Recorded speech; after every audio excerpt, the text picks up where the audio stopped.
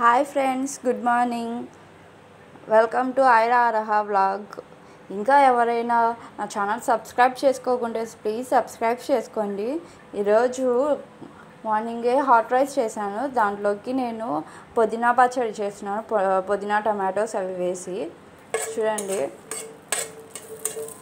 మామూలుగా పుదీనా పచ్చడి అని చెప్పడం కూడా వేస్టే. దీనికి చింతపండు పచ్చడి అని చెప్తే ఇంకా బాగుంటుంది నేమ్ నాకు తెలిసి.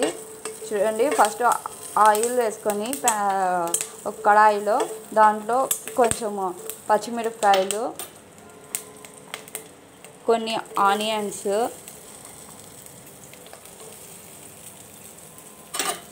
వేసి కొంచెము అవి ఉడికేదాకా కలర్ చేంజ్ అయ్యేదాకా పెట్టుకొని ఉడికించుకోవాలి. చూడండి, ఆనియన్స్ పచ్చిమిర్చి ఎలా కలర్ మారాయో. ఇంకా ఇలా కలర్ మారాక ఒక బౌల్లో తీసుకుందాం పక్కకి. చూడండి, పక్కకు తీసుకున్నాను నేను అన్నీ.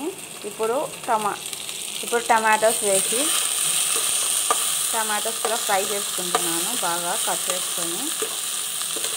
ఇవి కూడా కొంచెం కలర్ చేంజ్ అయ్యి ఫ్రై అయ్యాక అన్నీ కలిపి మిక్సీకి కొట్టుకోవాలి. చూడండి, చింతపండు నానబెట్టేసాను ముందే, ఎందుకంటే నానాలి కదా అందుకని. ఇప్పుడు చూడండి, మిక్సీ జార్లో కొన్ని ఆనియన్స్, ఫ్రై చేసినవి కాదు, ఫ్రై చేసినవి పక్కన ఉన్నాయి. మామూలుగా పచ్చి ఆనియన్సే. కొన్ని ఆనియన్స్, చింతపండు, కొత్తిమీర, పుదీనా, ఇంకా పచ్చిమిరపకాయలు మనం ఫ్రై చేసుకున్నాముగా, పచ్చిమిరపకాయలు వేసాను. ఇప్పుడు మనకు కొంచెం గ్యాస్ ట్రబుల్ ఉంటే మనం కొంచెం జీలకర్ర వేసుకున్నా బాగుంటుంది, ఎందుకంటే గ్యాస్ ట్రబుల్కి మనకు ఫ్రీ అవుతుంది. అందుకని చెప్పి కొంచెం సాల్ట్ వేసుకున్నాను. ఇంకా ఫస్ట్ ఇవన్నీ మిక్సీకి కొట్టుకుంటాను, తర్వాత టమాటోస్ కొట్టుకుంటాను. చూడండి, ఇవి మిక్సీకి కొట్టేసుకున్నాను.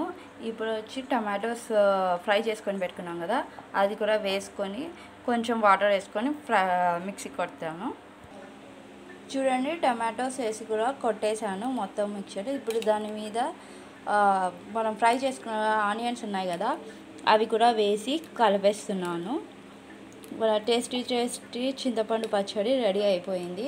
ఇప్పుడు హాట్ రైస్లో నెయ్యి వేసుకొని పచ్చడి వేసుకొని తింటుంటే చాలా బాగుంటుంది. మీరు కూడా ఒకసారి ట్రై చేయండి.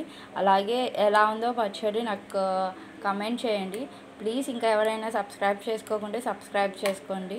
బాయ్.